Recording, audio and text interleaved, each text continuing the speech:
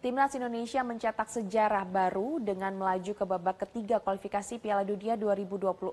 Di babak ketiga nanti Timnas Indonesia akan menghadapi tim kuat Asia yang sudah langganan mengikuti Piala Dunia. Bagaimana peluang Timnas Indonesia untuk bisa melaju dan juga masuk ke Piala Dunia 2026? Kita akan membahasnya bersama dengan pengamat sepak bola Bung Roni Pangemanan. Bung Ropan, selamat pagi. Kalau sudah melihat bagaimana pertandingan kita tadi malam, apakah sudah memenuhi ekspektasi dengan melimpahnya pemain naturalisasi? Ya, saya pikir belum. Kita boleh bereforia, kita boleh bergembira bahwa kita bisa lolos ke babak ketiga. Tetapi masih ada PR banyak, masih ada pekerjaan banyak bagi Sintayong sebagai pelatih. Karena yang kita hadapi ini kan Filipina, masih di atas kita secara FIFA, dan kita belum maksimal bermain. Mestinya kan kita bisa menang lebih dari 2 gol karena banyak peluang juga yang tercipta. Nah, penyelesaian akhir finishing touch ini di lini depan yang masih lama, masih sulit ya saya pikir untuk bisa kita gunakan. Artinya di babak ketiga ini harus PR yang luar biasa. Ya, bagi kita untuk mendapatkan pemain nomor 9 di lini serang yang lebih bagus. Karena menjadi titik lemah kita masalahnya adalah di lini depan kita. Karena 2 gol yang tercipta itu datang justru dari lini tengah, Tohai dan pemain belakang. Ya, risiko. Sehingga inilah yang saya pikir sebelum kita masih ada waktu dari sekarang, masih ada 3 bulan sampai di bulan September. Karena putaran ketiga itu dimulai pada 5 September yang akan datang. Lawan-lawan itu semua berkelas. Tim-tim yang sangat kuat. Jepang, ya, Uzbekistan, Korea Selatan, Iran, Australia, Qatar, Oman, semua tim-tim yang bagus, China, sehingga level mereka itu yang kita harus lihat ada di atas kita semua. Jadi wajar kalau STY mengatakan bahwa level kita itu ada di bawah dari tim-tim lainnya ketika kita berada di 18 tim yang masuk di ronde ketiga. Jadi itu pembenahan, saya pikir ya masalah buat kita ke depan adalah bagaimana mendapatkan pemain-pemain depan yang bagus. Tidak cukup dengan Ragnar Oratmangun, Rafael Struijk yang ada di sana yang saya lihat, ataupun dengan Marcelino Ferdinand. Karena kita butuh pemain-pemain yang baik untuk bisa bertarung di putaran ketiga. Begitu. Ya. Oke, Bung Ropan, kalau kita melihat permainan Timnas tadi malam, sisi mana nih yang masih banyak harus diperbaiki oleh Timnas? Kalau bicara sisi yang barusan saya bilang bahwa lini depan kita ya, yang bermasalah sekali ya di depan. Praktis kerja keras itu hanya ada di Ragnar.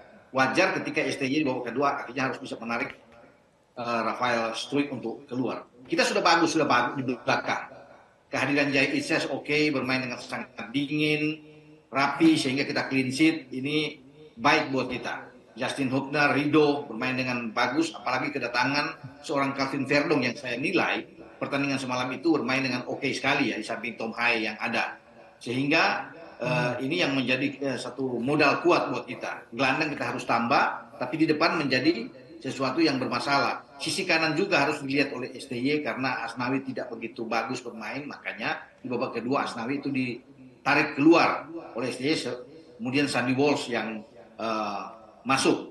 Jadi saya pikir ini yang harus dikembangkan oleh STY sebagai pelatih kepala yang bertanggung jawab untuk bisa mencari solusi ya masalah di lini depan kita. Harus nambah 2 pemain minimal harus tambah di putaran ketiga. Kalau nggak ada, mempertahankan dengan apa yang ada saat ini, saya pikir sulit untuk bisa bersaing. Untuk bersyukur bahwa kita lolos, oke. Tapi kan ada di depan itu semua tim-tim yang kuat. Ya, kalau kita bisa lihat. Kalau dari segi permainan ya melawan Filipina kita di atas lah. Ball position kita kan jauh, 55-45%. Kita bisa menembak 20 kali, ada 7 on target. Sementara Filipina cuma 7 tembakan dan 1 on target. Jadi memang kelihatan jauh dan kita wajar bisa memenangkan pertandingan. Namun jangan terlalu bereforia. Ya, kita lupakan sekarang kita harus fokus hanya 3 bulan ke depan mempersiapkan ini. Tidak mudah, begitu. Hanya 3 bulan ke depan untuk memperkuat lini depan itu, apakah kita harus melakukan naturalisasi lagi, mencari pemain yang lebih baik, atau memang mencari pemain dari Liga 1 saja, Bung Ropan, baiknya?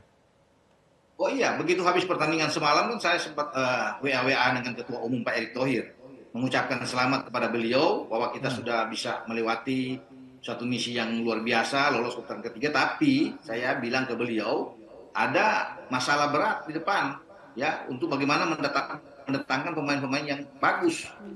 Dan itu menjadi tugas dari beliau sebagai Ketua Umum dan juga STY memilih pemain yang baik. Dan kalau ditanya apakah perlu, saya pikir sangat perlu. Karena kan persaingan di babak ketiga, apalagi kalau kita bermimpi untuk hadir Piala Dunia di Amerika 2026. Kita harus bisa menambah 3-4 pemain lagi. Artinya ada 2 di depan, 1 di tengah, dan 1 tambah di belakang.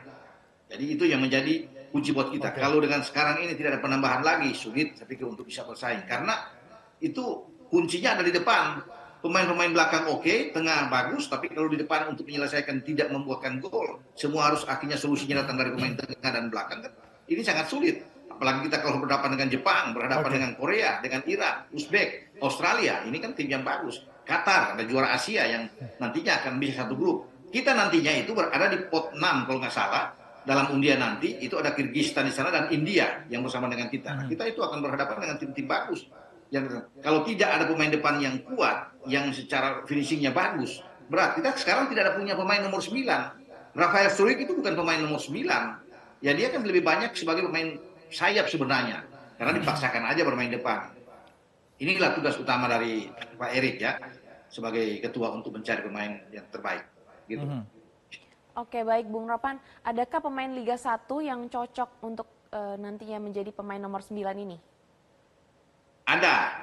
Kemarin duduk di bangku cadangan. Malik Rizaldi dari Madura United. Cuma kan belum dipasang oleh STY. Karena mungkin dia masih baru, ya tapi ini harus dicoba. Kemarin juga kan sudah ada pemain nomor 9 yang bagus yang masuk menggantikan Ragnar Ratmangun di menit-menit akhir lawan Filipina. Ya semalam itu ada Dimas Derajat. Kita punya pemain nomor 9 yang bagus di Liga 1. Selain Malik Rizaldi, ada Dimas Derajat dan kita punya pemain di Persis Solo. Ya, ada Ramadan Sananta. Itu kan 3 sebenarnya oke. Tapi saya pikir tidak cukup. Kita juga butuh pemain naturalisasi dari Eropa yang kuat, yang berada di depan. Sehingga ini akan menentukan kita. Begitu. Ya, Bung Ropan, pada saat putaran ketiga nanti ini akan dimulai, tapi ini juga akan berbarengan dengan kompetisi di Eropa. Ada beberapa pemain naturalisasi kita yang juga akan berkompetisi. Apakah ini menjadi halangan juga dan juga hambatan juga, Bung Ropan? Saya pikir enggak ya. Tergantung dari STY aja untuk bermain di putaran ketiga. Karena kalau kita bicara dengan pemain-pemain Eropa ini kan setiap ada pertandingan di FIFA Matchday itu tidak akan terganggu. Ya untuk pemain-pemain kita bermain di tim nasional. Tapi justru kita harus menambah pemain-pemain yang matang, yang berpengalaman sehingga kita ini bagus. Ya karena tim sekarang sudah oke. Tapi kalau ada penambahan lagi dengan pemain-pemain Eropa yang berkualitas, tentunya akan jauh lebih baik penampilan pemain-pemain kita. Bukan mengecilkan arti dari pemain-pemain lokal, tidak bisa. Tapi mereka harus banyak belajar dengan pemain-pemain yang bermain di daratan Eropa, terutama di Liga Belanda, ada di Belgia dan juga ada di Italia dengan Caisa yang sudah berada di Serie A. Dan itu kan kelihatan sekali bagaimana kehadiran pemain-pemain Eropa ini, passing-passing mereka itu yang kita butuhkan dalam permainan sepak bola, kerjasama, komunikasi yang baik di lapangan, dan itu sudah terlihat. Hanya saja sampai detik ini saya tidak melihat bahwa di depan itu sangat garang. Praktis kerja keras itu hanya Ragnar Ratmangun kemarin menghadapi Filipina. Itulah masalahnya yang harus dipecahkan oleh STY. Oke, baik Bung Ropan, berarti memang masih harus banyak evaluasi untuk nanti bisa memperbaiki permainan di pertandingan selanjutnya. Baik, terima kasih Bung Ropan atas waktu Anda di Metro Pagi Prime Time. Selamat beraktivitas kembali. Jelajahi cara baru mendapatkan informasi. Download Metro TV Extend sekarang.